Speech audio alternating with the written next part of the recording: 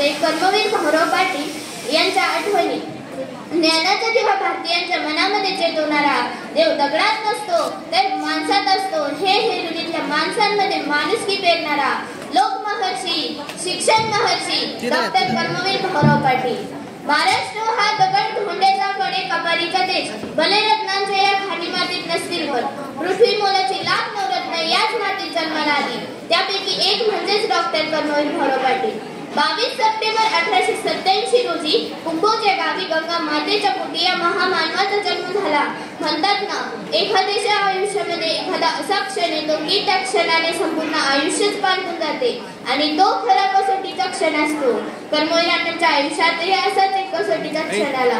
पायगोंडा पाटलांच्या घरी म्हणजेच भाऊरावांच्या घरी पाहुणे मंडळी आली होती। पाहुणे मंडळींना जेवण्यासाठी गोडधोड स्वयंपाक बनवण्यात आला। पाहुणे मंडळी जेवायला बसली। जेवता जेवता पाहुणे मंडळीने पायगोंडा पाटलांना सहज प्रश्न केला, काय हो पायगोंडा पाटील, तुमचे चिरंजीव भाऊराव काय काम करतात? त्यावेळेस पायगोंडा पाटील म्हणाले, काही नाही, पण एक महत्त्वाचे काम करतो। त्यावेळेस पाहुण्यांनी विचारले, काय कोणते बरं ते काम? त्यावेळेस पायगोंडा पाटील म्हणाले, काही नाही, 2 वेळचं खातो आणि गावभर हिंडतो। त्यावेळेस लक्ष्मीबाई भाऊरावांच्या पत्नी पाहुण्यांना वाढण्याचे काम करत होत्या। त्यांच्या डोळ्यातले अश्रू भाऊरावांच्या ताटात पडले। आपल्या पत्नी समोर आपला अपमान झाला हे भाऊरावांना सहज झाले नाही, मग ते तडकन ताटावरून उठले आणि तडक सातारा गाठला। येथूनच त्यांच्या शैक्षणिक कार्याचा श्री गणेश झाला।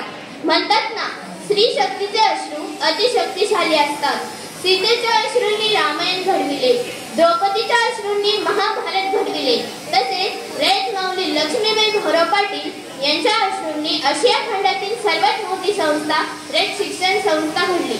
अनवाणी पायांनी मनमन करून अण्णांनी अवघा महाराष्ट्र पंथ घातला व शिक्षणाची गंगा बहुजनांच्या झोपडीपर्यंत पोहोचवण्याचे कार्य सुरू केले।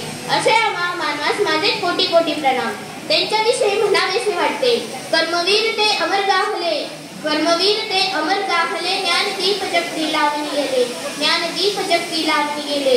तेवत ठेव ज्योत तयाची, तेवत ठेव ज्योत तयाची, हीच खरी प्रेरणा, हीच खरी प्रेरणा। जय जय कर्मवीर म्हणा सर्व मिळून, जय जय कर्मवीर म्हणा, जय कर्मवीर, जय महाराष्ट्र। धन्यवाद।